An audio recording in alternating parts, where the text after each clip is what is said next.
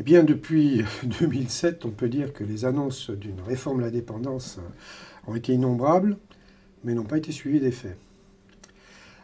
Pourtant, pour nous, cette réforme est indispensable, à la fois pour les personnes qui sont dépendantes, parce que de plus en plus, elles ont du mal à payer les restes à charge, et puis pour les professionnels, pour les organismes du secteur, qui ont des difficultés économiques de plus en plus fortes.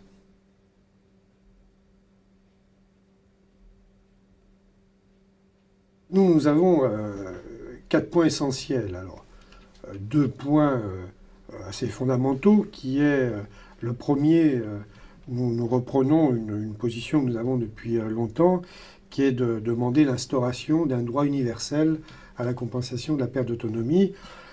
Pour notre secteur, ça veut dire le droit fondamental de vivre à domicile en accompagnant les plus fragiles d'entre nous. Le deuxième point essentiel, c'est un financement basé sur les solidarités collectives, donc avec un recours très mesuré aux assurances complémentaires. Et puis un troisième point, plus concrètement, pour nous, il s'agit aussi de restructurer le secteur. Donc, nous sommes engagés d'ailleurs, par exemple, avec les départements de France dans une réforme. Nous souhaitons qu'elle soit accompagnée par l'État.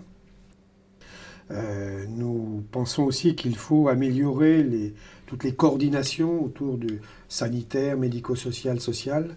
Parce qu'aujourd'hui, au-delà des questions financières, on constate qu'il y a une mauvaise organisation du système, tout simplement. Et puis, un quatrième point qui est de développer tous les systèmes de prévention à la perte d'autonomie et d'accompagnement des aidants.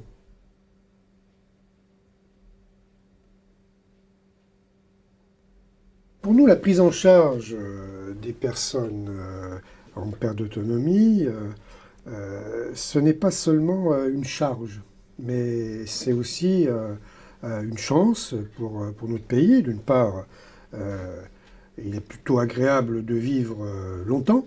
Bon. Alors vivre longtemps dans de bonnes conditions, c'est bien.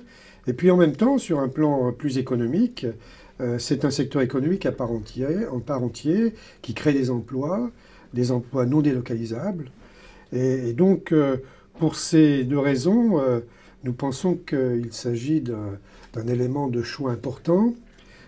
C'est un peu aussi un choix de société. Quelle place on donner aux personnes âgées, aux personnes handicapées, aux familles en difficulté.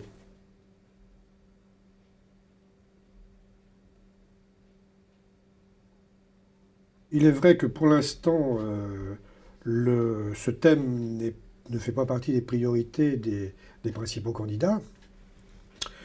Cela ne veut pas dire qu'il ne se fera rien, parce que ces dernières années, il n'y a pas eu de décision concrète. Par contre, il y a eu beaucoup de débats, et tout le monde sait grosso modo ce qu'il faut faire. À partir de là, avec d'autres organismes, avec l'UNIOPS aussi, je pense que nous allons pousser pour que le futur candidat, le futur président, prenne de bonnes décisions.